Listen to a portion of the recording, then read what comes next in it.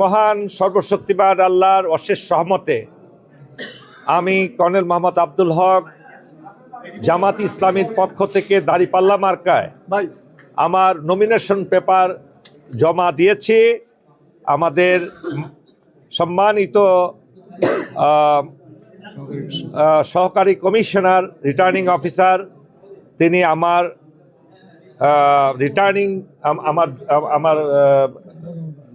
Nomination paper তিনি জমা করে নিয়েছেন, তাকে আমি আন্তরিকভাবে ধন্যবাদ জানাচ্ছি এবং উপজেলা প্রশাসনকে আন্তরিক ধন্যবাদ জানাচ্ছি। আপনাদেরকে ধন্যবাদ জানাচ্ছি, আপনারা যারা সাংবাদিকরা এখানে হাজির হয়েছেন, আপনারা অনেক কষ্ট করে দূর দূরান্ত থেকে আসছেন, আপনাদেরকে ধন্যবাদ জানাচ্ছি। আমরা জামাত ইসলামীর পক্ষ থেকে আমি ঢাকা 2 আসনে কর্নেল মোহাম্মদ আব্দুল হক এই জন্য প্রতিযোগিতা করছি যাতে আপনারা জানেন কেরানীগঞ্জ এখনো অন্ধকারে নিপতিত।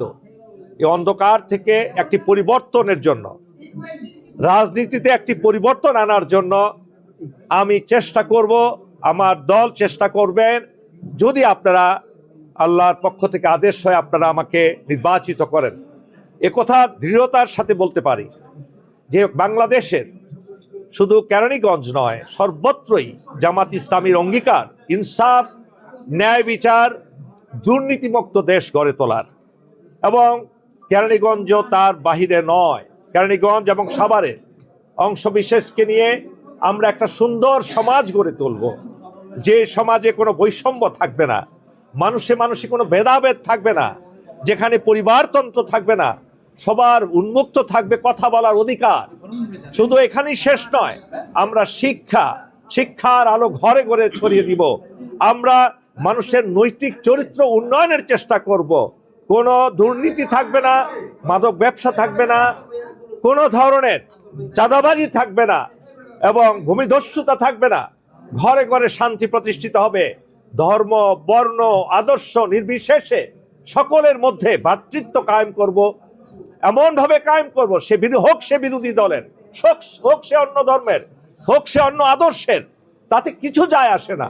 হোক আমার বিরোধিতা করছে, হোক আমাকে চরম শত্রু মনে করে, কিন্তু আমরা চেষ্টা করব সকলকে ঐক্যবদ্ধ করে একটা ইনক্লুসিভ সমাজ কায়েম করার জন্য। সেখানে আমরা একেবারেই কোনো ছাড় দেব না। সাংবাদিক ভাইদেরকে উদ্দেশ্য করে বলছি, আপনারা অবাধভাবে বিচরণ করবেন সর্বত্র, দেখবেন ইনশাআল্লাহ একটা সুখের দেশ, শান্তির দেশ, শান্তির এলাকা হিসাবে আমরা গড়ে তুলব ইনশাআল্লাহ। আপনি যে ন্যায়ের জয় তো অবধারিত, মানুষ দেখেছে, দীর্ঘ 54 বছর দেখেছে মিথ্যার ছড়াছড়ি।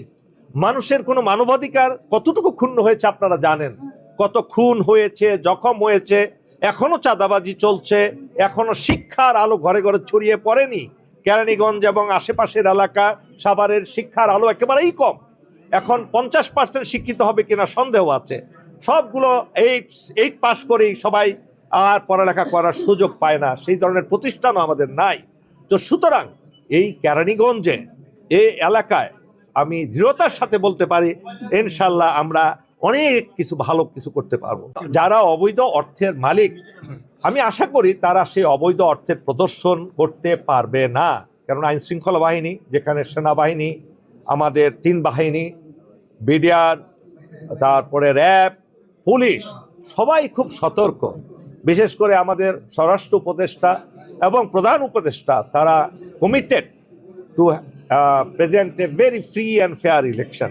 এই ফ্রি অ্যান্ড ফেয়ার ইলেকশন করতে গেলে তারা ভোট রিগিং করতে পারবে না, সন্ত্রাসীদেরকে দিয়ে কেন্দ্র দখল করতে পারবে না, এটা নিশ্চিত আমি বলতে পারি। সুতরাং ভোট, আমাদের যে রিটার্নিং অফিসার আছেন, ঢাকা জেলা রিটার্নিং অফিসার, উপ রিটার্নিং অফিসার, তারাও খুব অ্যাক্টিভ ইনশাল্লাহ। আরেকটা জিনিস আপনাদের স্মরণ করিয়ে দেই, নির্বাচনটা কিন্তু শুধু সংসদ নির্বাচন নয়, 36 জুলাই আন্দোলন, 36 জুলাইয়ের যে চেতনা, 36 জুলাইয়ের স্পিরিট, সেটা কিন্তু অবশ্যই আমাদেরকে ভোটের জন্য মানুষকে উজ্জীবিত করতে হবে। এটা হলো সবচেয়ে গুরুত্বপূর্ণ।